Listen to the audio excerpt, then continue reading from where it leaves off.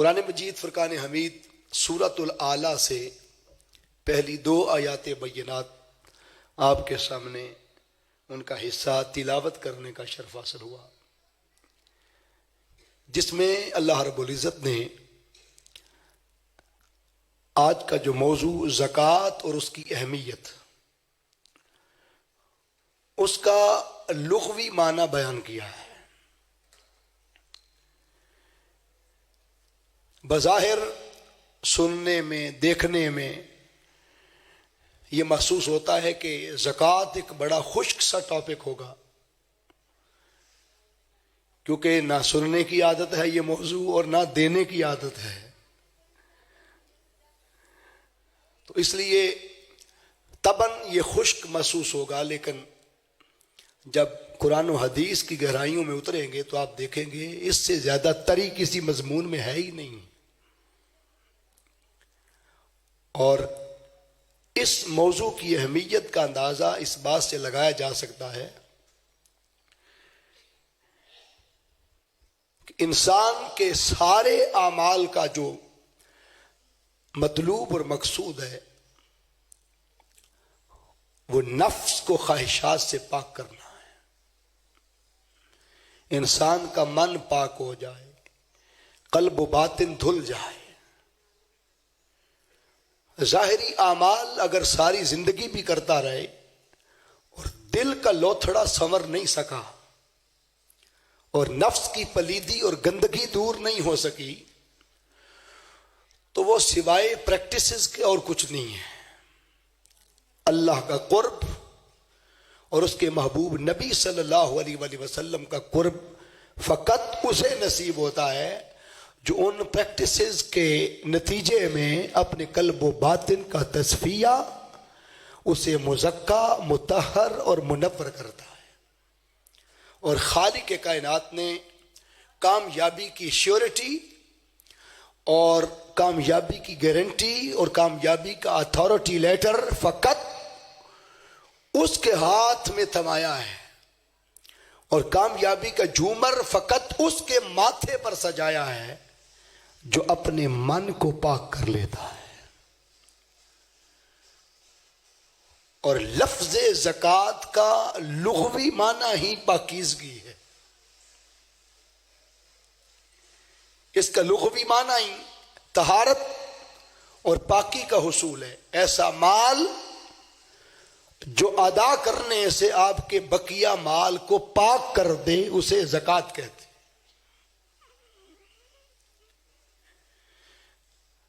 تو انسان روٹین میں 2 نعمتوں کو، 2 چیزوں کو اگر پاک کر لے تو نفس کی پاکی اور قلب و باطن کی پاکی نصیب ہوتی ہے۔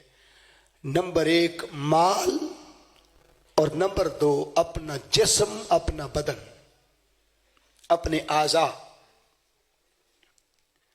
آقا صلی اللہ علیہ وآلہ وسلم نے ارشاد فرمایا کہ جس طرح مال کو پاک کرنے کے لیے اس میں سے زکوٰۃ ادا کی جاتی ہے، بدن کی پاکی کی بھی ایک زکوٰۃ ہے۔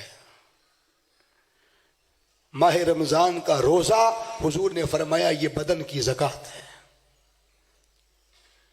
یہ جو آپ روزے رکھ رہے ہیں حقیقت میں آپ اپنے اعضاء کی، اپنے بدن کی زکوٰۃ نکالتے ہیں، تاکہ نگاہیں بھی پاک ہوں، کان بھی پاک ہوں، اور سارے اعضاء، ہاتھ پاؤں وغیرہ سارے اعضاء پاک ہوں۔ ان سے جو غلطیاں سرزد ہو گئیں، جو زندگی میں پلیدی اور خطا اور گناہ کی طرف یہ اعضاء چلے گئے تھے، روزہ وہ زکوٰۃ ہے کہ جو آپ کے بدن کے تمام اعضاء کے گناہوں سے اسے پاک کرتا ہے۔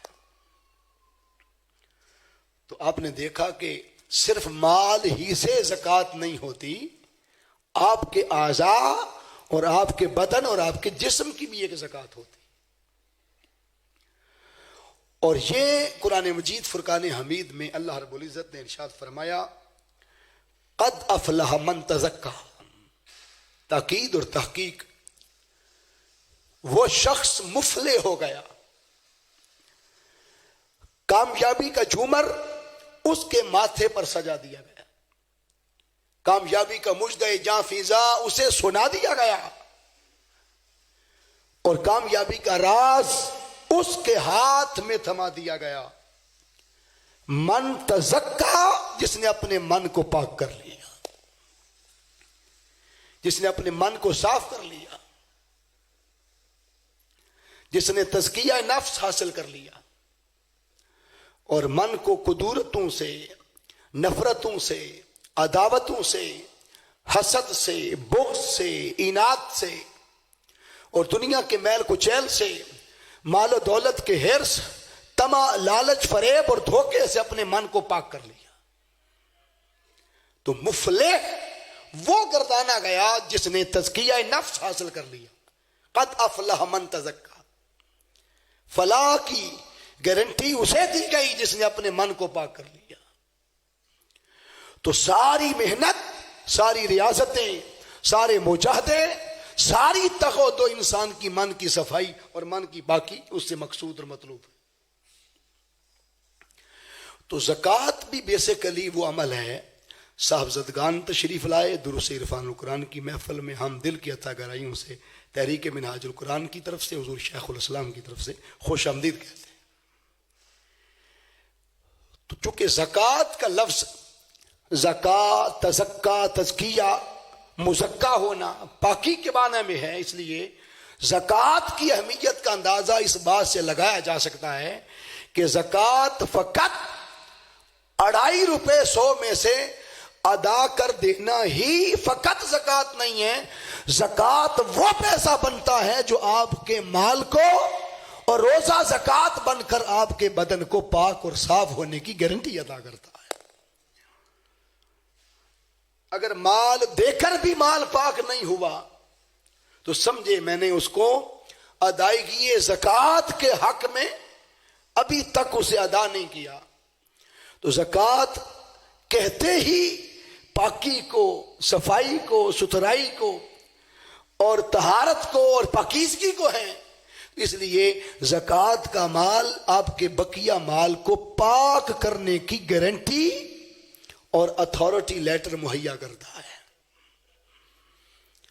جب تک وہ مال زکوٰۃ صاحب نصاب کے مال میں موجود رہے اور سال گزر جائے اور سال بعد بھی ادا نہ کرے تو جتنے دن اوپر گزرتے چلے جائیں گے بندہ گناہگار ہوتا چلا جائے گا. کیونکہ فرض میں سستی ہو رہی ہے اور ایسے عمل میں جو رکن اسلام میں سے دوسرا رکن نماز کے بعد ہے. پھر اگر کئی سال تک زکوٰۃ نہ دے اور مسلسل اس کا وتیرہ بن جائے زندگی کا تو یاد رکھ لیں وہ شخص فاسق ہو جاتا ہے. اور اگر مال زکوٰۃ کا سرے سے انکار کر دے تو پھر اسی لمحے وہ کافر ہو جاتا ہے. آپ اس کی اہمیت کا اندازہ کر لیں کہ بر وقت نہیں دی تو گناہگار ٹھہرا. وہ جو سال کا ٹائم پیریڈ ہے اس کا. اگر مسلسل نہیں دی تو فاسق ہو گیا. اگر سرے سے ریفیوزل دے دیا، انکار کر دیا اور ماننے سے انکار کر دیا تو وہ شخص اسی وقت دائرہ اسلام سے بولیے خارج ہو گیا. تو ایک زکوٰۃ جسے انسان اپنی زندگی میں اہمیت نہیں دیتا، سمجھتا ہے کہ شاید زکوٰۃ بھی کوئی ایسا عمل ہے، اور روٹین میں نماز پر انسان کتنی کثرت کے ساتھ زور دیتا ہے. دیتے ہیں نا آپ کہ نماز پر آپ کثرت سے خطابات بھی سنتے رہتے ہیں، علماء بیان کرتے رہتے ہیں نماز کی اہمیت پر، نماز کی فرضیت پر، نماز کے احکامات پر. اس کے اندر موجود سنن میں آپ ساری تفصیلات روٹین میں آپ کو اس کے سارے احکامات کا پتہ ہے، آپ کو اس کے تمام اراکین کا پتہ ہے، نماز کے جتنے فرائض ہیں، وجوب ہیں، سب کا آپ کو علم ہے، اور آپ کو پتہ ہے کہ کتنی رکعتیں سنت میں آتی ہیں، کتنی فرائض میں آتی ہیں. اس قدر ڈیٹیل میں ہمیں زکوٰۃ کا علم نہیں ہے. وجہ یہ ہے کہ ہم نے زکوٰۃ کو کبھی اہمیت دینا اپنی زندگی میں گوارا ہی نہیں کیا ہے، اور سمجھتے ہیں کہ یہ ایک خشک سا ٹاپک ہے، اس پر کیا جانا ہے. میں آپ کو ایک بڑی لطیف بات بتا دوں. آج کل ماہ رمضان المبارک ہے اور ماہ رمضان میں پیکیجز بڑے مشہور ہیں. دکاندار بھی پیکیج بنا کے بیچتا ہے سستے کے نام سے. اس میں کچھ مہنگی چیزیں ڈالتا ہے، کچھ سستی ڈالتا ہے، کچھ بینیفٹ اپنے لیے رکھتا ہے، کچھ گاہک کو دیتا ہے. تو وہ جو پیکیجز سیل آؤٹ ہوتے ہیں، بیچے جاتے ہیں، یا آپ ویلفیئر کے پلیٹ فارم سے، اور جگہ جگہ منہاج ویلفیئر فاؤنڈیشن کے پلیٹ فارم سے پوری دنیا میں رمضان پیکیجز تقسیم ہو رہے ہیں. تو آپ جب غریبوں کو، مسکینوں کو، یتیموں کو، بیواؤں کو، محکوموں کو، مظلوموں کو، مجبوروں کو آپ دہلیز پر پیکیجز دینے جاتے ہیں، یا آپ شاپ پر کسی سپر سٹور سے پیکیج خریدنے جاتے ہیں، تو کبھی ایسا زندگی میں آپ کے اتفاق ہوا ہو کہ دکاندار جو ہے اس نے آپ کو اجازت دے دی ہو کہ اس میں جو آپ کی ضرورت کا سامان ہے وہ نکال لیں، جو آپ کو پسند ہے، جو آپ کے مطلب کا ہے، وہ پیکج میں سے نکال لیں، اور بقیہ بے شک چھوڑ جائیں، آپ کو قیمت کم کر دی جائے گی. بولیے پیکج بنے بنائے میں سے کبھی وہ گھٹیا چیزیں یا آپ کی ناپسند اور جو آپ کو ناگوار ہوں وہ نکالنے کی اجازت دیتا ہے؟ تھوڑا سا اونچا سنتا ہوں. نہیں دیتا. اس لیے نہیں دیتا کہ وہ کہتا ہے بھئی پورا پیکج کا سودا ہے. آپ صبح سویرے جب آپ جاتے ہیں سبزی منڈی، فروٹ منڈی، تو وہاں پر بھی تھوک کی بولیاں ہوتی ہیں. اب پیٹی میں، توڑے میں جو کچھ ہے آپ کو دیکھے بغیر اس کی بولی لگانی، اور خریدنے کے بعد، سودا طے پا جانے کے بعد کبھی ایسا ہوا ہو کہ اس نے آپ کو گھٹیا نکالنے کی اجازت دی ہو؟ ذرا بول دیں. کبھی نہیں دیتا کوئی. وہ داغی ہوں، وہ نکمے ہوں، گھٹیاں ہوں، جیسا ہو، آپ کی طبیعت کو اچھے لگے یا نہ لگے، آپ کو ان میں سے فروٹس پسند ہوں یا ناپسند ہوں، آپ کو سب تباہ کے اگینسٹ بھی قبول کرنا پڑیں گے. بے شک انسان سوچتا ہے نماز کے سجدوں میں مجھے لذت ملتی ہے، نماز پڑھنے میں مجھے قلب اطمینان قلب نصیب ہوتا ہے، سکون قلب ملتا ہے، اور انسان کا زور سارے کا سارا رکوع، قیام، سجود، ذکر و اذکار کی طرف، اللہ اللہ کرنے کی خاطر نماز کی طرف زیادہ جھکا ہوتا ہے. اور جب مسئلہ زکوٰۃ کا آ جائے، چونکہ میری طبیعت کے منافی ہے، میں نے کبھی دی نہیں ہے، دینا گوارا نہیں ہے، اس ٹاپک کو ہم چھوڑنے کی کوشش کریں گے. الحمد سے والناس تک پورا قرآن اٹھا کر پڑھیں. اللہ کو علم ہے کہ انسان زکوٰۃ کے میٹر میں اکثر لوگ اپنی طبیعت کے اسے اگینسٹ سمجھتے ہیں اور تباہ کے خلاف سمجھتے ہیں، اور یہ قبول کرنے سے تھوڑا سا ناگواری کا اظہار کریں گے. رب کائنات نے زکوٰۃ کی ادائیگی کو الگ سے رکھا ہی نہیں ہے، اس سودے کو نماز کے پیکج کے ساتھ جوڑ کے نفی کر کے بیان کر دیا. فرمایا نمازیں اسی کی قبول کروں گا جو اس کے پیکج میں پڑی زکوٰۃ کو بھی ادا کرنے کے لیے رضامند ہو جائے گا. یہ ایک پیکج دیا ہے اللہ نے. اور میں آپ کو قرآن پاک کا مطالعہ کرنے کے بعد عرض کر دوں کہ 82 مقامات قرآن پاک کے ایسے ہیں، 82 مقامات جس میں اللہ نے نماز اور زکوٰۃ کا اکٹھے ذکر کیا ہے اور اس کو پیکج کے طور پر دیا ہے. اگر زکوٰۃ کا انکار کرے اور مسلسل زکوٰۃ ادا نہ کرے تو محشر کے دن اس کی نمازیں منہ پہ ماری جائیں گی. فرمایا جائے گا یہ نہیں ہے کہ جو تجھے پسند ہے وہ رکھ لے اور جو تیری طبیعت میں ناگوار گزرتا ہے وہ تو نہ لے. فرمایا دین اور مصطفیٰ کی شریعت کبھی بھی تیری طبیعت کے مطابق نہیں چلتی، تیری طبیعت جو محمد کے دین کے مطابق چلنا ہوگا صلی اللہ علیہ وسلم. ہمیں اپنی طبیعت کو حضور کی شریعت کے مطابق ڈالنا ہوگا. کائنات میں صرف ایک ذات، واحد پرسنالٹی، واحد آئیڈینٹی، ایک آئیڈینٹی اور ایک ڈگنیٹی اور ایک ذات اور ایک ہستی ایسی ہے کہ جس کو اللہ رب العزت نے شریعت اور دین کے اصولوں سے مبرہ رکھا ہے، اور وہ ذات مصطفیٰ ہے. فرمایا کل کائنات شریعت کی محتاج ہے، شریعت نقش نالین مصطفیٰ کی محتاج. کل کائنات دین کی محتاج ہے اور دین مصطفیٰ کے قدموں کے دھون کی محتاج ہے. اور آقا صلی اللہ علیہ وسلم کی زلف عنبری کے گھوم جانے اور محبوب کے ودعا کے مکھڑے کو تکتے رہنے کا نام دین ہے. اس لیے شریعت میں امینڈمنٹ کسی فرد کو پیکج میں سے نکالنے کی اجازت نہیں سوائے آمنہ کے لال کے. اس لیے روزے کی 3 حدیں تھیں. ایک صحابی کو حضور صلی اللہ علیہ وسلم نے اس ذاتی اختیار کی وجہ سے فرمایا تھا کہ یہ کھجوروں کا ٹوکڑا لے جاؤ اور غریبوں اور مسکینوں میں بانٹ دو. عرض کی آقا میرے گھر سے بڑا غریب مسکین کون ہے؟ حضور نے فرمایا جاؤ. آقا اتنا مسکرائے کہ دندان مبارک کی چمک صحابہ دیکھتے ہیں. حضور صلی اللہ علیہ وسلم نے فرمایا جاؤ بیوی بچوں کو کھلاؤ، خود کھاؤ، تمہارا کفارہ ادا ہو جائے گا. یہ اختیار شریعت میں امینڈمنٹ کا صرف حضور کی ذات کے پاس تھا صلی اللہ علیہ وآلہ وسلم. تو اسی طرح جیسے مال کو پاک کرنے کے لیے اس میں سے زکوٰۃ کنکلیوسیو کر دی گئی، اس کو کمپنسیٹ کر دیا گیا، اس کو لازم مست واجب اور فرض کر دیا گیا، اسی طرح روزہ انسان کے بدن کی زکوٰۃ ہے. تو زکوٰۃ کا جب لغوی معنی پاکیزگی اور طہارت ہے تو اس سے پتہ چلا کہ انسان نفس کی اور قلب و باطن کی طہارت تبھی حاصل کر سکتا ہے جب باہر موجود مال اور جسم کے اعضاء کو پاک کرنے کا فریضہ سر انجام دے. جسے باہر کی صفائی نصیب نہیں ہوتی اسے اندر کی صفائی بھی نصیب نہیں ہوتی. یہ تصور غلط ہے کہ باروپا میں گندے مندے ہی رہو، ایسا نہیں ہے. دین ہمیں یہ نہیں سکھاتا. اور کتنے مرد حضرات ہیں جو اپنا بستر خود زور صاف کرتے ہیں، کچن میں کبھی کبھی برتن صاف کرتے ہیں، اپنے روم کو اپنے کمرے کو کبھی صاف کرتے ہیں. جب ہم پڑھا کرتے تھے تو حضور شیخ الاسلام فرماتے تھے بیٹا کبھی کبھی جھاڑو اپنے کمرے میں خود دیا کرو، اس سے انسان کی پریکٹس اندر کی صفائی کی نصیب ہوتی ہے. اور حضور شیخ الاسلام فرماتے ہیں کہ مجھے کمر درد جو ہے جس کی وجہ سے میں کرسی کے بغیر نہیں بیٹھ سکتا، مجھے اس کا صرف زندگی میں ایک ہی دکھ ہے اور کوئی غم نہیں. تکلیف پر صبر کرتا ہوں، اللہ اجر دیتا ہے، لیکن اس کا صرف ایک غم ہے کہ میں مدینہ پاک کے ٹوائلٹ جھک کے دھویا کرتا تھا، اب وہ ٹوائلٹ میں دھو نہیں سکتا، اب میں جھک نہیں سکتا. تو جس سے یہ صفائی نصیب ہو جائے اللہ رب العزت اسے من کی صفائی عطا فرما دیتا ہے.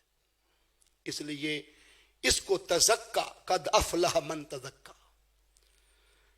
فلاح اسی کا نصیب ہے جس نے اپنے من کو پاک کر لیا. اور پھر دوسرے مقام سورہ الشمس میں فرمایا قد افلح من زکاہا، تحقیق جس نے تزکیہ نفس کیا وہ کامیاب ہوا. تو آپ نے دیکھا کہ کامیابی کا راز سراسر اس تزکیہ میں ہے. ایک معنی یہ ہے.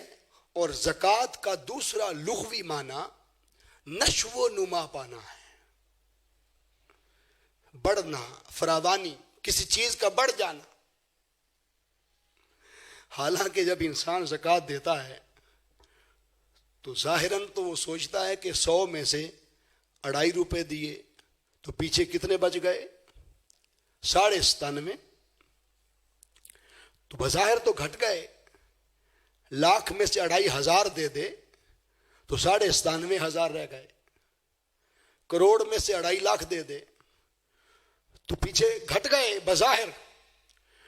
حالانکہ زکوٰۃ کے لغت میں موجود ہے کہ زکوٰۃ گھٹ جانے کا نام ہی نہیں ہے، زکوٰۃ نشو و نما کا نام. عرب میں ایک لفظ بولا جاتا ہے زکاء الزرع، کھیتی بڑھ گئی، کھیتی نشو و نما پا گئی، کھیتی کو فراوانی عطا کر دی گئی. تو انسان سوچتا ہے زکوٰۃ دینے سے گھٹ گیا. اللہ فرماتا ہے نہیں، میں نے اس کے ماتھے میں، اس کی بنیاد میں، اس کی روٹ میں، اس کے لغت میں اور اس کے لغوی معنی میں رکھ دیا ہے کہ زکوٰۃ گھٹ جانے کا نام نہیں ہے، زکوٰۃ نشو و نما پانے اور ہمیشہ بڑھتے رہنے کا نام. آنکھیں دیکھ کر ہماری دھوکہ کھا سکتی ہیں، ہماری اکاؤنٹیبلٹی میں کمی ہو سکتی ہے. اللہ کے ہاں عطا کرنے میں بولیے کمی نہیں ہوتی. انسان جو گنتی کرتا ہے اس میں کمی ہو سکتی ہے. انسان مادی عقل سے سوچتا ہے، اور یہ مسئلہ مادیت کا ہے ہی نہیں، یہ مسئلہ روحانیت کا ہے، یہ مسئلہ دینداری کا ہے، یہ مسئلہ اللہ کی عطا کا ہے. اسی طرح جیسے حرف ایک پڑھتے ہو قرآن کا نیکیاں 10 ملتی ہیں. ماہ رمضان میں آقا نے فرمایا جو نفل پڑھے گا اللہ اس کو فرض کے درجے کا اجر عطا فرماتا ہے, اور جو فرض ادا کرے گا اس کو 70 فرائض کا اجر ملے گا. اب بولیے یہ مادیت کا تو مسئلہ ہی نہیں تھا, یہ عقل کی کوٹیبلٹی کا تو مسئلہ ہی نہیں ہے, یہ متناہی معاملہ نہیں ہے, یہ لا متناہی بے حساب اللہ کی عطا کا معاملہ ہے. اور جب وہ عطا کرنے پہ آ جائے تو پھر کسی شے کو گھٹنے نہیں دیتا. وہ کہتے ہیں میری راہ میں دینا تمہارا کام ہے, اسی مال کو نشو و نما کے ذریعے بڑھا دینا میرا کام ہے. اور اس کی مثال اس نے قرآن مجید فرقان حمید کے اندر عنایت فرمائی. اب آپ اپنے بڑولے سے, اور زمیندار بیٹھے ہوئے ہیں, قاری صاحب تشریف فرما ہیں, آپ اپنے بڑولے سے یا اپنی بوریوں سے گندم نکال کر اگر 10 من تھی تو 8 من رہ گئی, 2 من آپ نے نکال لی اور جا کر زمین میں بکھیر دی, ہل چلا کے آپ نے پھینک دی, خاک میں ملا دی. یہ وہی گندم تھی جس کے 10 دانے بھی آپ اپنے بیٹے کو, بیٹی کو, بچوں کو اپنے گھر کے سیمیٹڈ فرش پر گرنے نہیں دیتے اور انہیں ڈانٹتے ہیں آپ گندم کو ضائع کر رہے ہیں. اسی میں سے آپ نے 2 من نکالی اور لے جا کر آپ نے زمین میں پھینک دی. کس امید پر پھینکی تھی؟ گھٹ جانے کی امید پر یا بڑھ جانے کی؟ تو اگر عقل سے سوچے تو کہتا یہ تو گھٹ گئی, 10 من تھی 8 رہ گئی, 10 تھی 7 رہ گئی. تو عقل بتاتی ہے وہ تو گھٹ گئی اور تو نے خاک میں جا کے ملا دی, مٹی میں ملا دی. اور پھر مٹی میں بھی ملا کر خالی آپ کو چین نہیں آتا, آپ اس کو نرم کرتے ہیں تاکہ اندر کھب جائے. پھر آپ دیکھتے ہیں ابھی بھی دانے نظر آ رہے ہیں, چڑیا چگ جائے گی, کوا کھا جائے گا, ہوا اڑا جائے گی, بڑا ہلکا اور کمزور ہے دانا.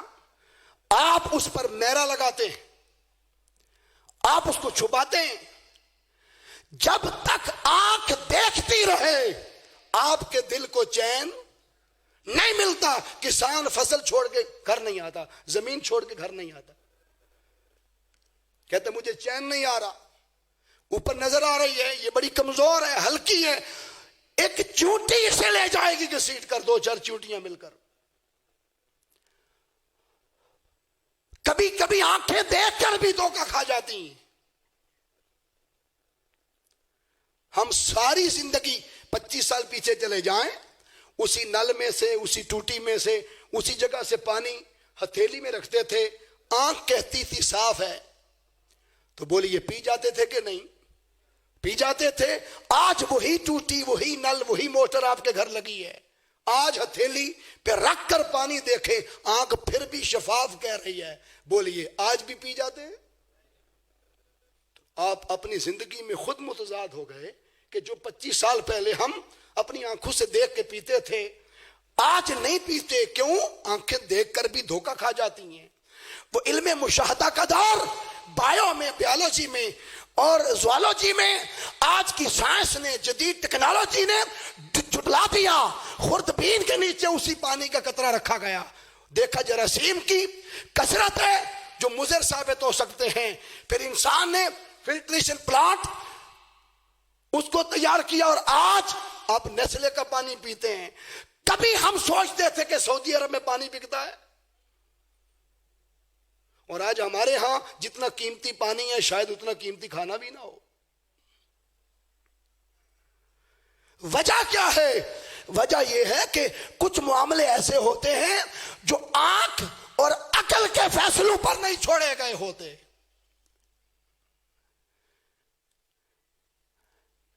بعض فیصلے اگر سارے فیصلے عقل سے ہونے لگ جاتے ہوتے تو پھر عقل تو کہتی تھی 1 ارب پڑا 1 ہی نیکی ملنی چاہیے تھی, 1 نفل پڑا نفل کا ہی اجر ملنا چاہیے تھا. لیکن وہ جو اجور عطا کرنے والا ہے وہ کہتا ہے کبھی روح کی عینک سے دیکھا کرو, کبھی باطن کی عینک سے دیکھا کرو, کبھی خفی اور اخفا کی عینک سے دیکھا کرو.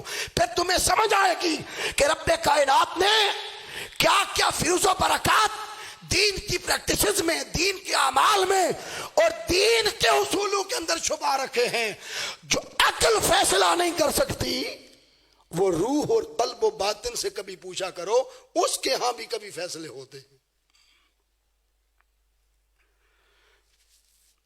اس لیے اب قرآن مجید کا وہ مقام میں آپ کے سامنے رکھنا چاہتا ہوں۔ اس مثال کے بعد اللہ فرماتا ہے کمثل حبۃ، ہم مثال دیتے ہیں ایک دانے کی، اور عربی میں حبہ اس گندم کے دانے کو کہتے ہیں، اور اسے حبہ اس لیے کہا گیا کہ یہ احبابا حبابا، احباب تو مختلف مادہ ہے اشتقاقات سے نکلا ہے، اور اس کا معنی اینڈ پر جا کر محبت بنتا ہے۔ اور یہ چونکہ آدم علیہ السلام نے اللہ کی محبت میں کھایا تھا، اس دانے کا نام ہی حبہ رکھ دیا۔ اور آدم علیہ السلام نے تو ایک کھایا تھا تو کتنے سال روئے تھے؟ ایک دانہ کھانے کے بدلے کتنا عرصہ معافی مانگی تھی؟ 350 سال۔ آپ بوری نے دے جو بوریاں کھا گئے، جو بڑھولے کھا گئے، پوری فصلیں کھا گئے، ہماری زندگی میں توبہ کہاں ہے؟ ایک دانے کے بدلے میں 350 سال توبہ۔ اے ابن آدم ذرا سوچ تو صحیح، اتنی گندم اس کی کھا کے کتنا شکر ادا کرتے ہو؟ تو اللہ فرماتا ہے مثال دیتے ہیں ایک دانے کی۔ جب تم ایک دانہ کھاتے ہو تو اس میں سے ایک دانہ کاشت کرتے ہو فصل میں، زمین میں، تو آپ پھر اوپر نظر آئے تو آپ کو چین نہیں آتا، آپ مٹی میں دبا کے آتے ہیں، پتہ چلا کہ اوپر کی زندگی اتنی مضبوط نہیں جتنی اندر کی زندگی مضبوط ہے، جس کا انسان انکار کرتا پھرتا ہے اور کرتے کرتے مماتی ہو جاتا ہے۔ تجھے تو گندم بھی ہلکی پھلکی اوپر دکھائی دینے والی نظر آ رہی تھی، اصل زندگی یہ نہیں ہے۔ اقبال کہتا ہے مٹا دے اپنی ہستی کو اگر کچھ مرتبہ چاہے کہ دانہ خاک میں مل کر گل و گلزار ہوتا ہے۔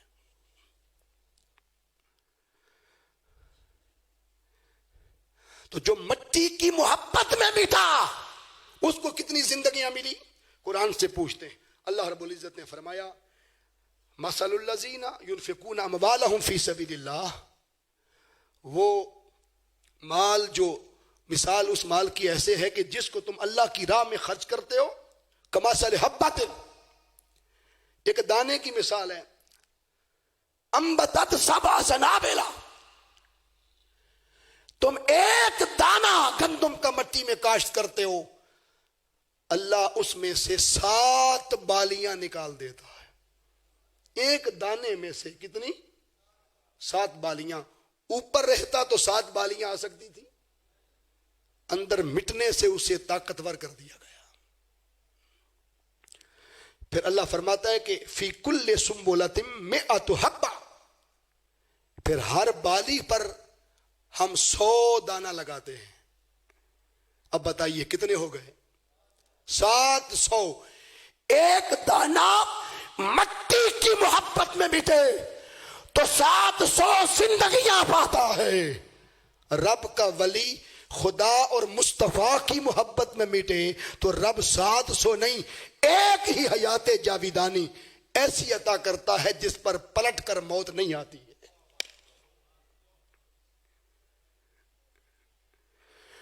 تو آپ نے دیکھا کہ 700 دانے ایک کے بدلے اس نے دیے، اور یہ مثال دی ہمیں۔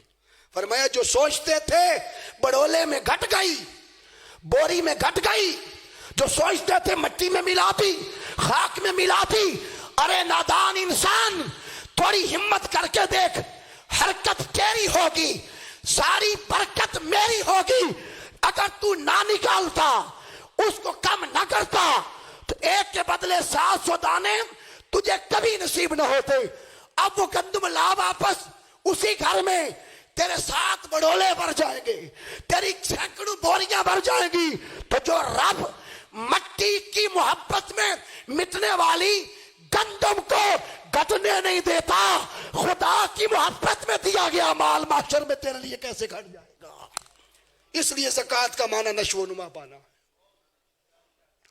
بڑھ جانا ہے۔ اور یہ قرآن نے ڈیسیژن دے دیا کہ گھٹتا نہیں ہے، مال خرچ کرنے سے بڑھتا ہے، کیونکہ الذین ينفقون اموالهم فی سبیل اللہ. اور یہ جو فی سبیل اللہ ہے مصارف زکوٰۃ میں سے ایک مصرف ہے، اور اس کا ذکر ہے قرآن پاک.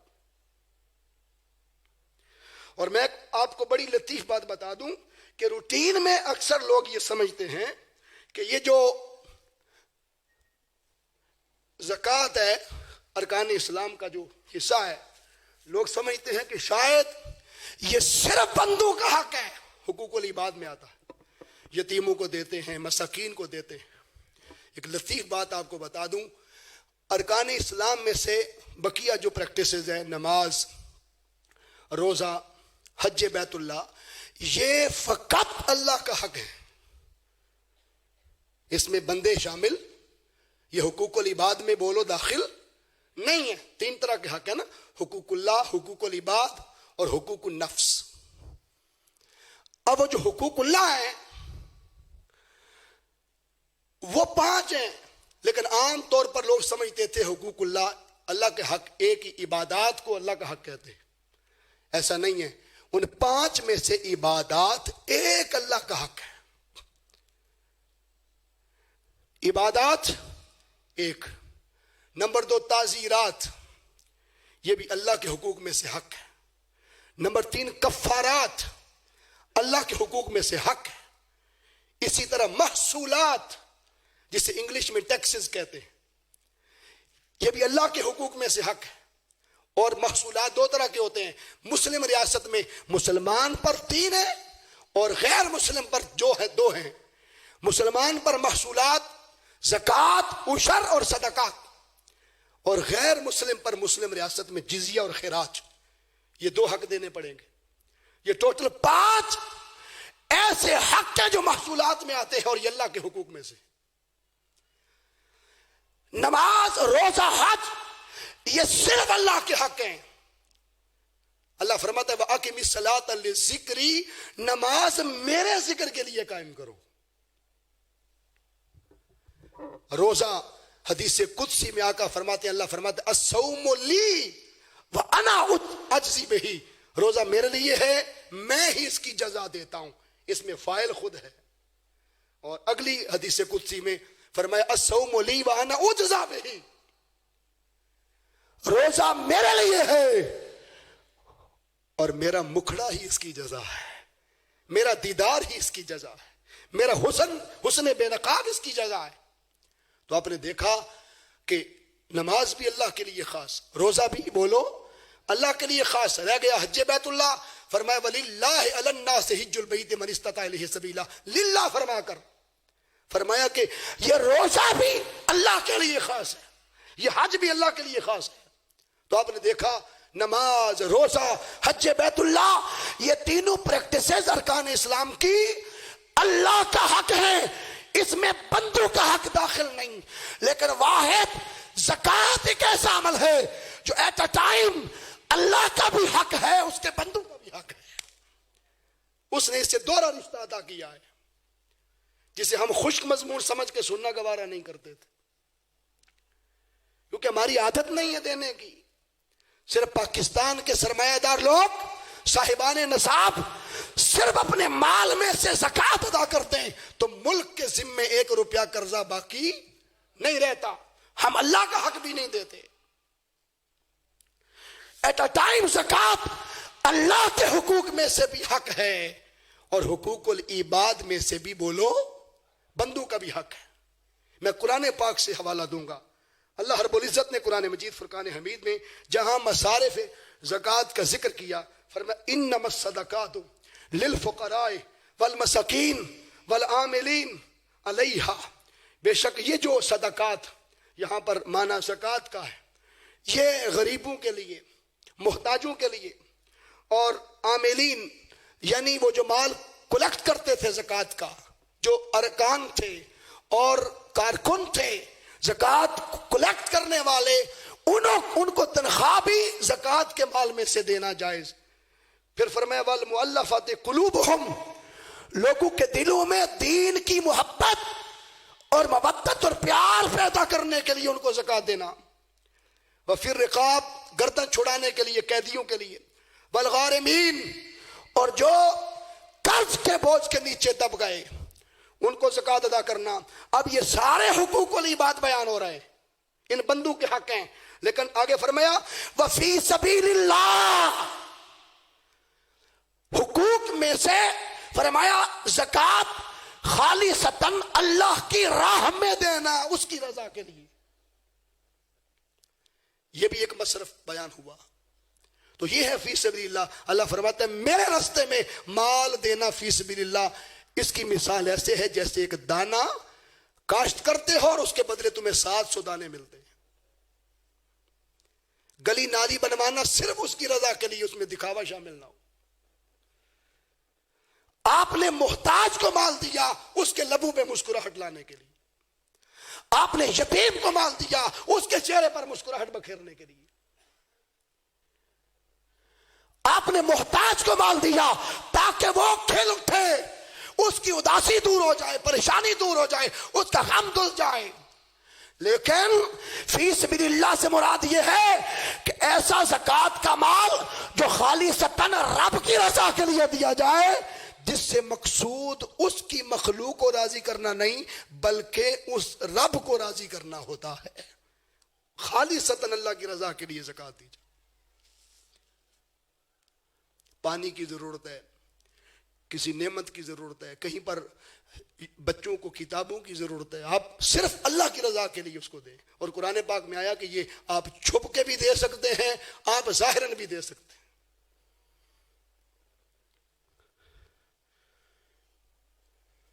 اور پھر آگے فرمایا وابن السبیل، مسافروں کے لیے فریضۃ من اللہ واللہ علیم حکیم۔ تو میں بات یہ کرنا چاہتا تھا کہ ایٹ اے ٹائم اللہ کے حقوق میں بھی ہے اور بندوں کے حقوق میں بھی ہے۔ اور بعض لوگ سمجھتے ہیں کہ صرف مال میں سے ہی زکوٰۃ دیتے ہیں، جو باہر زمین نے اگایا ہے وہ باہر باری بیچ دیں، گھر نہ لے کے آئیں تو وہ سارا جائز ہے اپنے لیے، ایسا نہیں ہے۔ فصل اگر آسمانی بارش سے اور مفت آپ کو خرچہ نہ کرنا پڑے تو پھر آپ کو 10واں حصہ اللہ کی راہ میں دینا ہے، جس کو عشر، اسی عشرۃ سے نکلا ہے، تاکہ آپ عشر 10واں حصہ 10 ڈھیریاں لگائیں گے، ایک ڈھیری اللہ کی، 9 آپ کی۔ اگر آپ کو خرچہ کرنا پڑا تو پھر 20 ڈھیریاں لگائیں گے، 20ویں اللہ کی، 19 آپ کی۔ اگر آپ نے وہ 19 20ویں اور 10ویں شامل کر کے سیل آؤٹ کر دی اور آپ نے مال زکوٰۃ کی دوسری شکل عشر ادا نہیں کیا، وہ مال حرام کا ہے، وہ مال پلید ہے، وہ مال ناپاک ہے۔ مال کی پاکی کا ذریعہ زکوٰۃ ہے، چونکہ اس کا معنی ہی پاکی ہے، جو بقیہ مال کو، بقیہ آپ کی اجناس کو پاک کر دیتا۔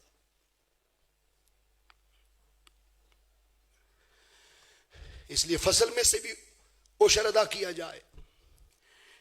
پھر یہ جو اللہ کی راہ میں انفاق فی سبیل اللہ، اس کے 2 حصے ہیں، ایک انفاق واجبہ ہیں اور ایک انفاق نافلہ ہیں۔ واجبہ وہ ہیں جو کنکلیوسیو ہو گئے، کمپلسری ہو گئے، فرض ہو گئے، واجب ہو گئے، جن کو ادا نہ کرے تو بندہ گناہگار ہوتا ہے۔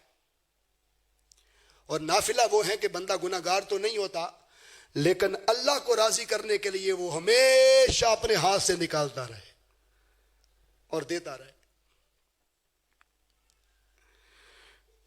جب انسان یہ ادا کرتا ہے اللہ رب العزت اس مال کو بڑھا دیتا ہے، اس کو پاک کر دیتا ہے، اجلا ستھرا منور اور مطہر کر دیتا ہے۔ اب عبادات میں اللہ کے حق میں وہ نعمتیں آئیں گی، وہ اعمال آئیں گے جن کا اس نے حکم دیا اور وہ آپ نے کر لیا۔ حکمن جو آ جائے اس پر عمل کرنے سے عبادات ہوتی ہیں اللہ کی، اور جس سے اللہ نے منع کیا، بین کر دیا کہ یہ نہ کرو، ان پر عمل کرنے سے اللہ کا تعزیری حق ادا ہوتا ہے۔ وہ تعزیرات کے حقوق میں سے ہیں۔ اسی لیے تحفظ ناموس رسالت صلی اللہ علیہ وآلہ وسلم کا جو قانون ہے وہ بھی تعزیری قانون ہے۔ اللہ فرماتا ہے بے ادبی، گستاخی تو نے رسول صلی اللہ علیہ وآلہ وسلم کی، لیکن دیکھ تو صحیح، اس برابری کرنے سے یا بڑھ جانے سے منع میں نے کیا تھا۔ لا ترفعوا اصواتکم فوق صوت النبی ولا تجهروا له بالقول كجهر بعضكم لبعض ان تحبط اعمالكم وانتم لا تشعرون. بے ادبی مصطفیٰ کی اللہ فرماتا ہے حق میرا مارا، چونکہ تذہیری حق منع میں نے کیا تھا. پھر ان پر کوئی عمل نہ کرے تو پھر اسی جگہ کفارات ہوتے ہیں، کفارہ ادا کرنا. پھر محصولات میں زکوٰۃ آج ہمارا چیپٹر ہے، ہمارا ٹاپک ہے. تو آپ قرآن مجید فرقان حمید کا مطالعہ کریں تو رب کائنات فرماتا ہے کہ بندو تم سوچتے ہو کہ ہم اپنے مال میں سے کیوں دیں؟ اللہ فرماتا ہے یہ مال تمہارا تھا ہی کب؟ تم تو ننگے پیدا ہوئے تھے. تمہاری حیثیت کیا تھی؟ تمہارے پلے تھا کیا؟ نہ جوتا تمہارے پاس، نہ ویسٹ کوٹ، نہ بوسکی، نہ لباس، نہ ٹائی پینٹ تمہارے پاس تھا کیا؟ تم تو ننگے پیدا ہوئے. یہ میرا کرم ہے کہ جو سجے سمرے پھرتے ہو، یہ جو ناز کرتے پھرتے ہو کہ میرے جیسی ویسٹ کوٹ کسی کی نہیں، میرے جیسی ٹائی کسی کی نہیں. حضور غوث اعظم شیخ عبد القادر جیلانی رضی اللہ تعالیٰ عنہ فرماتے ہیں بندے اس دیے گئے رب کے مال پر سام بن کے نہ بیٹھ، اس پر بچھو بن کے نہ بیٹھ. یہ تیرا ہے ہی نہیں، تو امین ہے، مالک نہیں ہے. اور امین کو اختیار نہیں ہوتا کہ قبضہ کر لے. آپ فرماتے ہیں فَكَمْ مِن کفن مغسول وصاحبہ فی السوق مشغول. غنیت الطالبین میں فرماتے ہیں غوث پاک کتنے کفن دھل گئے اور جس کو کفن پہنایا جانا ہے وہ بازار کی رونقوں میں پھر رہا ہے، اور وہ اچھا قیمتی کپڑا خریدنے گیا ہے، اسے پتہ نہیں ہے کہ جو اصل مجھے پہنایا جانا ہے وہ میرے محلے کی دکان پر جا چکا اور گتے سے لکھا جا چکا. ہمارے ہاں کفن دفن کا سارا سامان دستیاب ہے.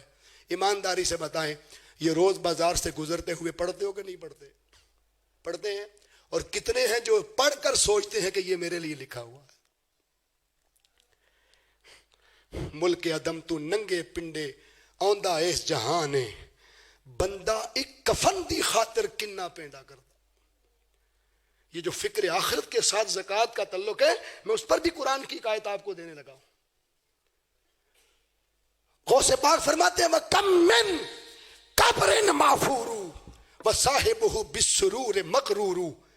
کتنی قبریں کھد گئیں اور جس کی قبر نکالی گئی وہ رات سرور میں اور دن غرور میں گزار رہا، رات ٹھٹھے مذاق کی مجلس میں بیٹھا ہے. غوث پاک کی 11ویں شریف کی کھیر کھانا بڑا آسان ہے، ان کے فرمودات پر عمل کرنا بڑا مشکل کام ہے. ان کی زندگی کو اچیو کرنا اپنانا بڑا مشکل کام ہے. ہمیں کھیر کھلا گئے اور خود 25 سال جنگل کے درختوں کے پتے کھاتے رہے. 15 سال ہر رات قرآن ختم کرنے والے غوث اعظم. اور ایک رات قرآن پڑھتے پڑھتے سیڑھیاں چڑھ رہے تھے، درمیانی سیڑھی پر اونگ آ گئی. ایک قدم اٹھا کر ساری رات ایک قدم پہ گزار کے رب کی بارگاہ میں عرض کیا مولا وہ جو ایک لمحہ مجھے اونگ آئی تھی نا اس کی سزا میں نے خود کو ساری رات ایک قدم پہ کھڑے ہو کے دے دی ہے، محشر میں مجھے سزا نہ دینا. خوف خدا کا علم یہ ہوتا ہے. رات سرور میں ٹھٹھے مذاق کی مجلس میں اپنے جوان بیٹوں کو، بہنیں بیٹیاں اپنی جوان بیٹیوں کو 1.5 لاکھ کا موبائل لے کر دیتے ہو، لیکن رات کی تنہائی میں اٹھ کے کبھی سوراخ سے چیک کیا کر کے وہ دیکھتا کیا ہے، وہ کرتا کیا ہے، وہ کرتی کیا ہے. وہ کسی اور کی ذمہ داری نہیں ہے، وہ ماں باپ کی ذمہ داری ہے. پھر فرماتے ہیں وَكَمْ مِن مَنزِلٍ كَمُلَ بِنَاؤُهُ. حرام مال سے کوٹھیاں بنا کر اور 3-4 منزلہ مکان بنا کر بندہ سوچتا میری بنا بن گئی. کم من منزل کمل بناؤہ وصاحبہ قد زف فناؤہ. غوث اعظم فرماتے ہیں جسے تو بنا سمجھتا رہا وہ تیری بنیاد نہیں، وہ تو تیری فنا تھی. کون ہے جو اپنے بنائے میں ہمیشہ رہا؟ وقت کا بادشاہ بھی رات کو ڈر کے باہر آ جاتا ہے کہ آدھی رات کو میری چھت پہ کون چل رہا ہے۔ جب اتارا گیا تو دیکھا ایک کمبل میں چھپا ہوا مالک بن دینار ہے۔ پوچھا آدھی رات کو میری چھت پر تیرا کیا کام ہے؟ کہا مجھے پتا نہیں تھا کہ یہ بادشاہ کا محل ہے، میں تو سرائے سمجھ کر، گزرگاہ سمجھ کر اپنا اونٹ تلاش کرتے آ گیا تھا۔ فرمایا کبھی بادشاہ کے محل کی چھت پر بھی اونٹ ملتے ہیں؟ کہا اگر چھت پر اونٹ نہیں ملتے تو شاہی تختوں پر خدا بھی نہیں ملتا ہے۔ اس نے ابراہیم بن ادم کو ہلا کے رکھ دیا۔ وہ ابو بن ادم واز پوائس مین، جن کی ایک سمری انگلش میں لکھی جاتی تھی، وہ ہل گئے اور وہ کہتے ہیں کہ اچھا بتا آیا کیوں تھا؟ اس نے کہا سرائے اور گزرگاہ سمجھ کر آیا تھا۔ کہا یہ سرائے کیسے ہے؟ تجھ سے پہلے کون تھا؟ میرا باپ۔ کون ہوگا تیرے بعد؟ ممکن ہے میرا بیٹا، میرا پوتا، میرا پڑپوتا۔ فرمایا جہاں کوئی ہمیشہ بیٹھا نہ رہے وہ گزرگاہ نہیں تو اور کیا ہے۔ ہم گزرگاہیں بناتے رہے، ان میں زندگی کھپا دی۔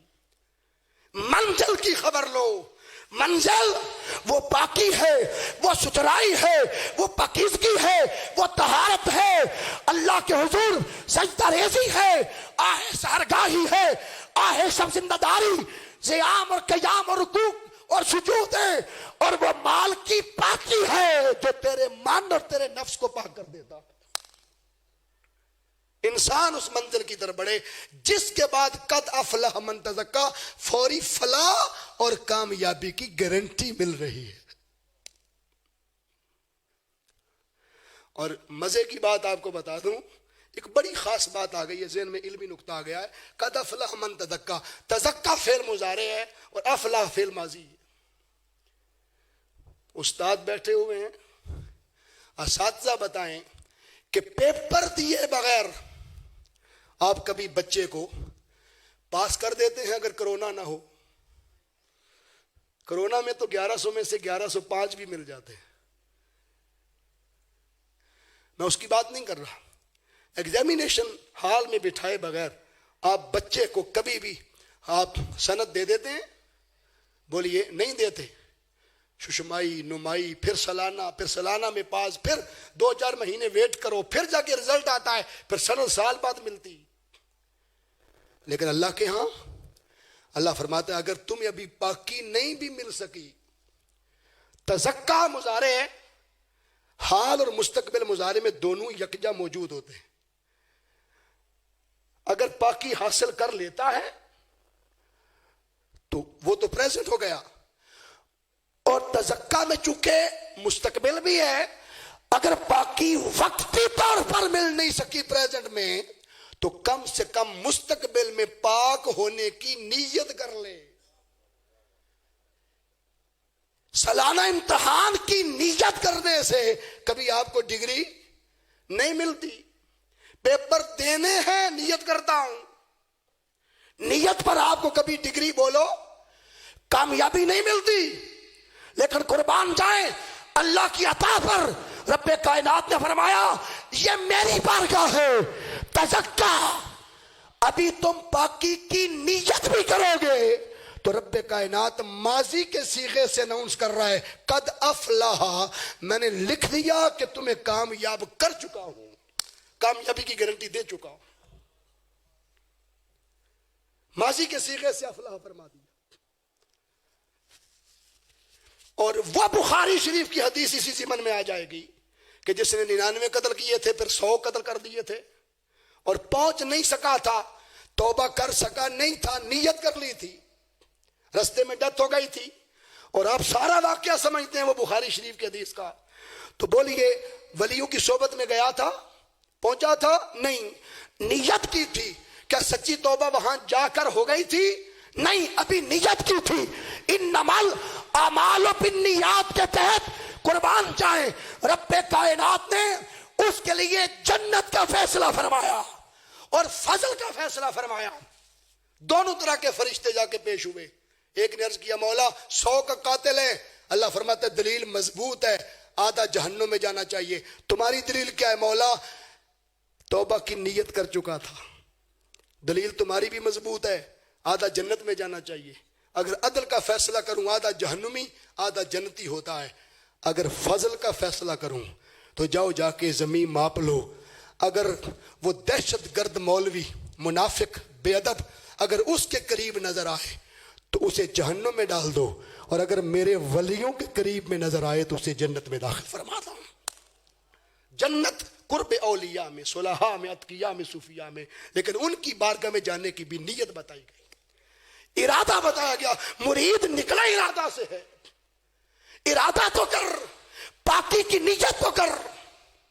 پہلے دن تو مرشد نے کبھی کسی کو ضروری نہیں ہے کہ پہلے دن ہی راہ راست پہ آ جائے. اللہ فرماتا ہے کسی کا مرید ہو جا, مانا یہ ہے ارادہ تو کر, نیت تو کر. ارے ادراک میں لا تو صحیح, چلو زکوٰۃ تیرا سال آگے ہوگا, آج سن کے نیت تو کر. اس نیت کے دوران اگر پورے سال میں کہیں موت آ گئی تو رب پاکی میں حصہ نصیب فرمائے گا. جب وقت آ جائے گا پھر دے بھی لینا, نیت تو ہو سکتی ہے. تو اللہ فرماتا تمہارے پلے تھا ہی کیا, تمہارا اپنا ہے ہی کیا. اللہ فرماتا وَمِمَّا رَزَقْنَاهُمْ يُنْفِقُونَ, جو کچھ ہم نے تمہیں دیا ہمارے دیے گئے میں سے دو. تم سے مانگا ہی کس نے, ہمارے دیے گئے میں سے دو. پھر دوسرے مقام پر اللہ نے سورہ الشمس البقرہ میں فرمایا یا ایھا الذین آمنوا, اے ایمان والو, انفقوا مما رزقناکم, جو کچھ ہم نے تمہیں دیا اس میں سے ہمارے رستے میں دو. تم سے تمہارا تو مانگ ہی کوئی نہیں رہا. پھر اللہ نے تیسرے مقام پر سورہ المنافقون میں فرمایا, وہ جو کہہ رہا تھا کہ موت اور فکر آخرت کے ساتھ بھی اس کا تعلق ہے. اللہ فرماتا ہے کہ وَأَنفِقُوا مِمَّا رَزَقْنَاكُمْ مِن قَبْلِ أَن يَأْتِيَ أَحَدَكُمُ الْمَوْتُ, ہمارے دیے گئے میں سے جو کچھ ہم نے دیا. مما میں ما کلمہ عام ہے, اس میں اسپیسیفک نہیں کیا, خاص نہیں کیا کہ صرف مال میں سے ہی دو, نہیں, فرمایا جو کچھ ہم نے تمہیں دیا اس میں سے ہمارے رستے میں دو, قبل اس کے کہ موت کا فرشتہ گھسیٹ کر تجھے قبر میں لے جائے. قبل ان یأتی احدکم الموت, قبل اس کے کہ تم میں سے ہر کسی پر موت آ جائے. پھر تمہارے ہاتھ دے نہ سکیں, تمہارے پیر چل کے نہ جے سکیں, تمہاری زبان کسی کو بول کر وہ مدد کے لیے پکار نہ سکے. آج اللہ رب العزت نے سارے اعضاء سلامتی کے ساتھ دیے ہیں, ان کی قدر کرتے ہوئے اپنے ہاتھوں سے دے سکتے ہو دے لو.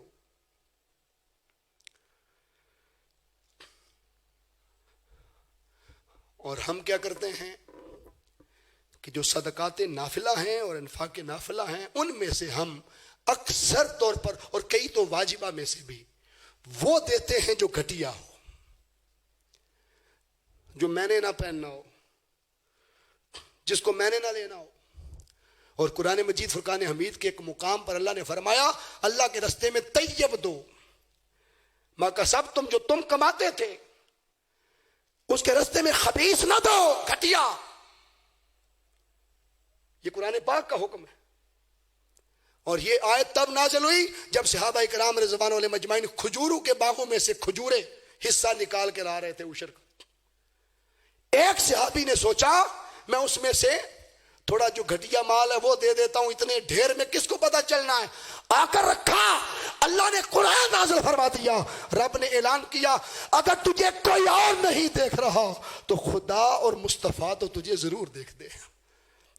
گھٹیا مال نہ دو, طیب دو, اپنے کمائے ہوئے میں سے دو. ہماری بہنیں بیٹیاں کثیر تعداد میں بیٹھی ہیں, آپ پر لازم ہے اور ضروری ہے. ہم کیا کرتے ہیں, ہم روٹین میں وہ مال دیتی ہیں اور وہ چیزیں دیتی ہیں مانگنے والوں کو جو میرے بچوں کے پہننے کے قابل نہیں رہے, جس کو جو ختم ہو گئے ہیں, جوتے ٹوٹ گئے ہیں, اب کپڑے پرانے ہو گئے, پھٹ گئے, چھوٹے ہو گئے, اتنے بوسیدہ ہو گئے کہ اب میرا بچہ لائک نہیں کرتا, پسند نہیں کرتا, یہ کسی کو دے دو. ایمانداری سے بتائیں ایسا ہی نہیں ہے. جو ہمیں پسند نہ ہو وہ دیتے ہیں. آج ہم یہ دروس سننے آئے ہیں, ہمیں نیکی کا تصور ملے کہ نیکی کیا ہے. 4 سپارہ پہلی آیت اللہ فرماتا ہے لن تنالوا البر حتی تنفقوا مما تحبون. لا تنالوا نہیں آیا کہ کہیں کوئی زائدہ سمجھ کر اس کو چھوڑ نہ دے. لا نافیہ بھی ہو سکتا ہے, زائدہ بھی ہو سکتا ہے, حروف نواسب میں سے لگا کر فرمایا ہرگز ہرگز ہرگز تم نیکی کو پہنچ ہی نہیں سکتے جب تک اللہ کی راہ میں وہ خرچ نہ کرو جو تمہیں خود محبوب تھا, جو تمہیں خود پسند تھا. سیدات نساء الجنہ حضرت فاطمہ زہرا سلام اللہ علیہا, آپ کے نکاح کا وقت ہے, مولا کائنات کی دلہن بن رہی ہیں, اور پورے جہیز میں میرے مصطفیٰ نے وہی ایک سوٹ وری میں دیا جو آپ نے زیب تن فرمایا. آج وری کی خاطر ہم بیٹیوں کو بوڑھا کر دیتے ہیں. آج جہیز کی لعنت کے پیچھے ہم بیٹیوں کو بال سفید کر دیتے ہیں. میرے آقا سب کے لیے نمونہ ہے. کائنات کے مختار نبی اپنی بیٹی کو کیا کچھ نہیں دے سکتے تھے. یتیموں کے لیے مثال بنایا, مجبوروں کے لیے مثال بنایا, ایک سوٹ ایک لباس میں رخصت فرمایا. اور اگلے دن ولیمے کا دن تھا, ملنی تھی. آقا ملنے کے لیے گئے تو دیکھا بیٹی سیدات النساء الجنہ کل جہان کی عورتوں کی سردار شہزادی کونین قربان جائیں. آپ نے گھر کا ایک عام سا لباس پہنا ہوا ہے. حضور کی آنکھوں میں آنسو آ گئے. حضور نے فرمایا بیٹی آج تو شادی کا دن تھا, تو لباس کہاں ہے؟ عرض کیا بابا آپ سے ہی تو سیکھا ہے, جو تمہیں خود پسند ہو وہ اللہ کے راستے میں دو. دروازے پر ایک یتیم بیٹی آ گئی تھی, میری صبح شادی ہے, لباس کوئی نہیں, میں نے اپنا شادی کا لباس اس یتیم بیٹی کو عطا فرما دیا. یہ ہے اللہ کی راہ میں اپنی محبوب شے دینا, پسندیدہ شے دینا. ہم بیٹیاں بہنیں سنیں, ہم 5-5 10-10 سال پیٹی میں مٹی میں وہ سوٹ رکھ دیتی ہیں کہ یہ باپ کی نشانی تھی, یہ ماں کی نشانی تھی. کیا میرے آقا کی نشانی نہیں تھی جو حضور نے اپنی شہزادی کو عطا فرمایا تھا؟ اللہ کی راہ میں وہ دو. اور میں آپ کو کیا بتاؤں, بڑی عید کا دن ہے, عید کا دن ہے. صحابہ صف بندی کر چکے, عید کی نماز میں کھڑے ہو چکے, صفیں بن چکی, امام الانبیاء کا انتظار ہے. صحابہ منتظر ہیں اس منتظر کے جس کا منتظر معراج کی رات خود رب کائنات تھا. صحابہ اکرام انتظار کر رہے ہیں. آقا صلی اللہ علیہ وسلم کافی دیر تک عیدگاہ میں نہیں پہنچے. آفٹر پاسنگ سم ٹائم اگلی صف کے صحابہ صف توڑ کر مدینہ کی گلی میں آئے, کہیں کسی دشمن نے آقا کو روک نہ رکھا ہو, اور آ کر ایک عجیب نظارہ دیکھا. ایک یتیم بچہ دروازے پر بیٹھ کر رو رہا تھا اور مصطفیٰ اس کے سر پر دستے رحمت رکھ کے رو رہے. حضور نے پوچھا میرے ہوتے کیوں روتے ہو؟ انا ولی من لا ولی لہ, جس کا کوئی والی نہیں اس کا محمد والی ہے صلی اللہ علیہ وسلم. تمہیں کس شے نے رولا دیا؟ اس بچے نے کہا آج عید کا دن ہے, ہر کوئی نئے کپڑے پہن کے پھر رہا ہے, میری ماں زندہ ہوتی تو اپنے ہاتھوں سے مجھے نہلاتی, تیار کرتی, سوٹ پہناتی, اور مجھے آج عید محسوس ہوتی. آقا میرا باپ بھی نہیں ہے, یتیم بھی ہوں, اگر باپ ہوتا تو بازار سے میرے کپڑے خرید کے لاتا. نہ ماں ہے نہ باپ ہے تو میری عید کیسی؟ ہر کوئی نئے کپڑے پہن کے پھر رہا ہے. یہ سن کر تاجدار کائنات کی آنکھوں میں آنسو آ گئے. یتیموں کا درد اپنے دل میں محسوس کر کے کبھی کبھی رویا کرو, یہ محمد کی سنت ہے صلی اللہ علیہ وسلم.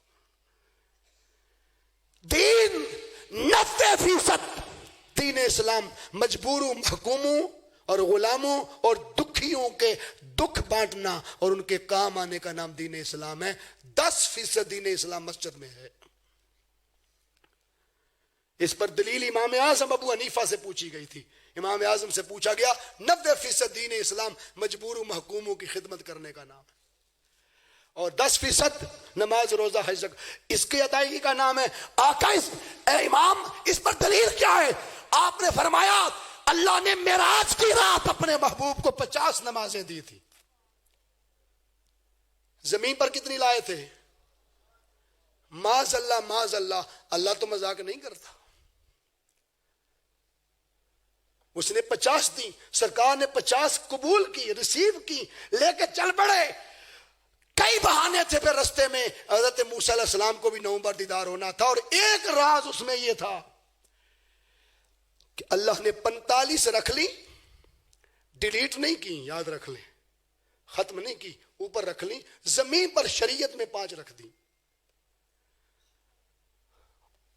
اور اس کا فیصد نکالیں تو 10% بنتا ہے. یوں سمجھے کہ 100 تھی تو 10 آ گئی, 90 رکھ لی. 50 تھی تو ان میں سے 5 دے دی اور 45 رکھ لی. یہ کتنے پرسنٹ بنتا ہے؟ 10%, 10%. اور فرما دیا کہ جاؤ 5 وقت مسجد میں چلے جانا, مصلی پہ بیٹھ جانا, میرے حق کے لیے آ جانا. اور جب 5 نمازوں کا ٹائم میرے حق کے لیے دے چکو تو پھر مصلی اور مسجد میں ہی بیٹھے نہ رہنا. 45 نمازوں میں یعنی 90% نمازوں میں جتنا وقت لگتا تھا وہ میری مخلوق کی خدمت میں گزار دینا. محشر میں لکھ دوں گا تم 50 ہی پڑھ کے آئے ہو. لکھی 50 جائیں گی اگر میری مخلوق کو وقت دے کے آؤ گے, ان کے حقوق پورے کر کے آؤ گے. اس یتیم بچے کو روتے ہوئے آقا رو پڑے. حضور علیہ السلام نے اس بچے کو اٹھایا, اپنے گھر لے گئے. نمازی کھڑے رہے, عید جلدی ہونی تھی, وہ سب بندی کر کے کھڑے ہوئے ہیں. اور آج کوئی ہوتا اور پھر امام سب یوں جاتے اور پھر دیکھتے کیسے کوئی جاتا ہے. معاذ اللہ, قربان جائیں نبیوں کے امام صلی اللہ علیہ وآلہ وسلم نے نمازیوں کی پرواہ نہیں کی, مدینے کے یتیم کی پرواہ کی. یہ دین سکھاتا ہے. اس لیے کہا فویل للمصلین الذین هم عن صلاتهم ساہون الذین هم یراؤون ویمنعون الماعون. ہلاکت ہے ایسے نمازیوں کے لیے. بے نمازی کا تو تذکرہ ہی نہیں ہے. اور اللہ مصلی اسے نہیں کہتا جو 2 چھوڑ کے 3 پڑھتا رہے, نہیں. اللہ مصلی کہتا ہی اس کو ہے جو 5 وقت کا پکا ہو. فرمایا پکا نمازی نمازیں پڑھ کے بھی ہلاک ہو گیا. کیوں؟ دکھاوا کرتا رہا اور چھوٹی چھوٹی چھوٹی استعمال کی چیزیں لوگوں کو ضرورت پر دینے سے انکار کرتا رہا. وہ کیا تھی؟ وہ پرانے دور میں لوگ آگ لینے آتے تھے, لسی لینے آتے تھے, وہ آٹے کی پیالی اور تھالی لینے آتے تھے. یہ نعمتیں ہیں جس میں دین ہے. آج سارے بھائی سپر سٹور کھول کے بیٹھے ہوئے ہیں, کما رہے ہیں, دن رات کیا ہے. اور شام کو قاری صاحب, علامہ صاحب, پیر صاحب ذرا دعا کر دیو. کاروبار بڑا بڑا کھولے ہیں لیکن بچت کوئی نہیں, گھر نہیں چل رہا, بے برکتی ہے, پریشان بڑے ہیں. ارے اس بابے کی ہڈی کا سوچو جس بابے نے ایک ہڈی پر تم سب کو پالا تھا. اور کوئی اے سی بن گیا, کوئی ڈی سی بن گیا, کوئی ڈی پی او لگ گیا, کوئی آج بڑے ڈیزگنیشن پر فائز ہے. اس بابے کی برکت کیا تھی؟ اس کے رزق حلال میں برکت کہاں سے آئی تھی؟ 1 کلو چینی لینے والا اس کے پیچھے پیچھے 1 2 4 سال کا بچہ روتا ہوا آ گیا تھا. اس بابے نے ایک ٹکی جھونگا اٹھا کر اس بچے کی ہتھیلی پہ رکھ دی. روتا روتا بچہ ہنس پڑا. رب نے فرمایا میں نے تیری تجارت نہیں دیکھی, بچے کی مسکراہٹ دیکھی. اس کی مسکراہٹ سے تیرے رزق میں برکت پیدا ہو گئی. آج جھونگا جاتا رہا, جھونگا دل سے ادا ہوتا ہے, سخاوت جاتی رہی, دل کی انفاق فی سبیل اللہ جاتا رہا. اس لیے انسان کمزور سے کمزور ہوتا چلا جا رہا ہے. اور مال کی مثال میں ختم کر دوں, وقت ہو گیا ہے. مال کی مثال بہتے ہوئے پانی کی ہے. پانی بہتا رہے تو طاہر اور مطہر پیچھے سے آتا رہتا ہے, اور اگر رک جائے تو فقہا کہتے ہیں اگر چھپر بن جائے تو رکا ہوا پانی 6 ماہ کے بعد بدبو آتی ہے, آپ ناک پہ ہاتھ رکھ کے گزرتے ہیں. یہ پانی تو وہی تھا لیکن رک جانے سے چھپر اور بدبودار بن گیا. مال نکلتا رہے تو طیب طاہر مطہر حلال اللہ عطا فرماتا رہتا ہے, اور اگر رک جائے تو سانپ بن کر جس پر بیٹھ جائے انسان اور بینک بیلنس اور بڑا ڈھیر لگ جائے تو وہ بدبودار ہو جاتا ہے. آپ سوچیں گے اس نے بدبو کیا ہے. لوگ کہتے ہیں مالدار تو بڑا ہے, کنجوس بھی بڑا ہے. وہ کنجوسی کا لفظ اس میں بدبو ہے. بس اس بدبو سے بچنے کے لیے اللہ کے راستے میں دیتے جائیں. قرآن کا فیصلہ ہے کہ یہ گھٹتا نہیں بلکہ بڑھتا رہتا ہے. دو عورتیں حضور علیہ الصلوۃ والسلام کی بارگاہ میں آ گئی. خواتین بہنیں سنیں, 7.5 تولے سونا, 52 تولے چاندی, یا اتنی مقدار میں مالیت, اور اس پر پورا سال گزرے, اس پر زکوٰۃ چونکہ لاگو ہے. 2 خاتون حضور کی بارگاہ میں آ گئی, ان کی ہتھیلیوں پر سونے کے کنگن تھے. آقا نے فرمایا کیا تم پسند کرو گی کہ جہنم کی آگ سے تمہارے کنگن پہنائے جائیں؟ انہیں عرض کیا آقا ہم ہرگز نہیں چاہیں گی. حضور نے فرمایا پھر ان کنگنوں کی زکوٰۃ دیا کرو, زکوٰۃ ادا کیا کرو, ورنہ یہ سارا نرا جہنم ہے اور جہنم کی آگ ہے. اور میرے آقا اس بچے کو اٹھا کر جب گھر لے گئے اور جا کر فرمایا بیٹی فاطمہ ذرا حسین کا سرخ سوٹ تو نکال کے لاؤ جو حسین کو بڑا پیارا لگتا ہے. وہ منگوا کر پہنایا اور پہنا کر تیار کر کے حضور انگلی سے لگا کر اب عیدگاہ میں گئے. بقیہ صحابہ پوچھنے کے لیے بے چین تھے آقا دیر کیوں ہوئی؟ حضور نے فرمایا تمہاری عید کیسے ہو جاتی اگر مدینے کی گلی میں کوئی یتیم روتا رہتا. اس لیے سراسر دین اقبال نے کہا پیدا کیا انسان کو درد دل کے واسطے, ورنہ طاعت کے لیے کم نہ تھے کچھ کرو بیاں. اس دن سے ہمیں ڈرنا ہے, اس دن سے ہمیں بچنا ہے کہ جس دن کہیں ہمارا مال نامقبول نہ ہو جائے, ریجیکٹ نہ ہو جائے اور اللہ رد نہ کر دے. آپ پوچھیں گے کبھی مال بھی رد ہوتا ہے؟ آخری حدیث اور اس پر بات ختم کر رہا ہوں. حاضرین محترم, کثیر تعداد میں آیتیں قرآن پاک کی میرے پیپر پہ رہ گئیں, اور ایک وقت یقیناً ایک موضوع کے لیے ناکافی ہوتا ہے, اور میں جتنا آپ کو مواد دے سکا. زندگی رہی پھر کبھی نجی محافل میں اس موضوع پر بات ہوتی رہے گی. آخری بات کشف المحجوب میں حضرت داتا گنج بخش علی حجویری رحمت اللہ علیہ, پیران اعظام بیٹھے ہیں, صوفیہ اعظام بیٹھے ہیں, اور داتا گنج بخش علی حجویری رحمت اللہ علیہ نے بر صغیر میں تصوف کی بنیاد رکھی تھی. برے صغیر کے اندر داتا گنج بخش علی حجویری رحمت اللہ علیہ نے لوگوں کو ولی بنایا تھا, اور صوفیاء کو تصوف کا فیض اس سے مالا مال کیا تھا. داتا صاحب کشف المحجوب میں کی روایت نقل کرتے ہیں, آپ فرماتے ہیں کہ حضور علیہ الصلوۃ والسلام کے زمانے میں ایک شخص آقا کی بارگاہ میں پیش ہوا.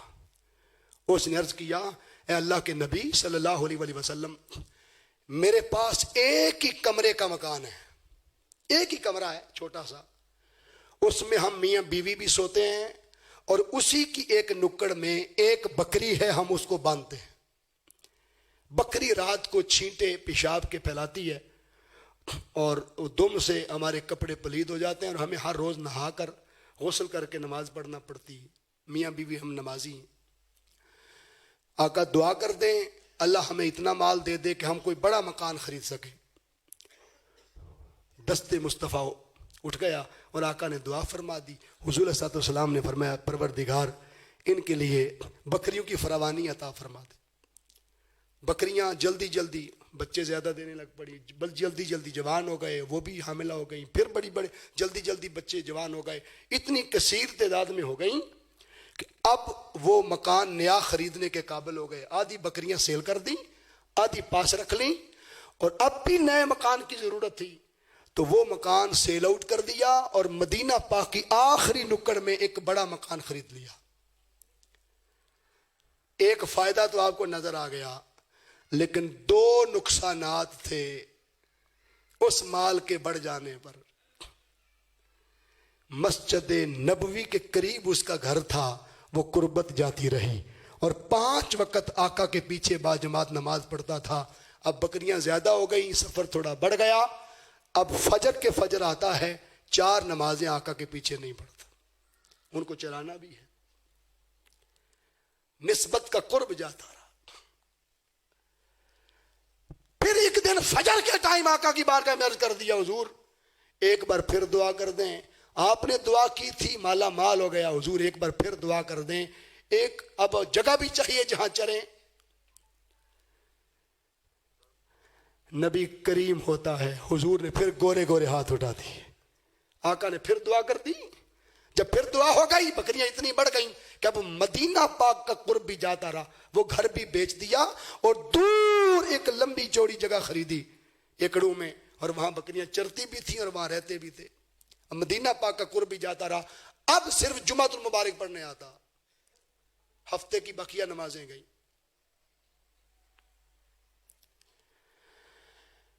ایک دن ایسا آیا کہ جمعے پر دعا کروا لی،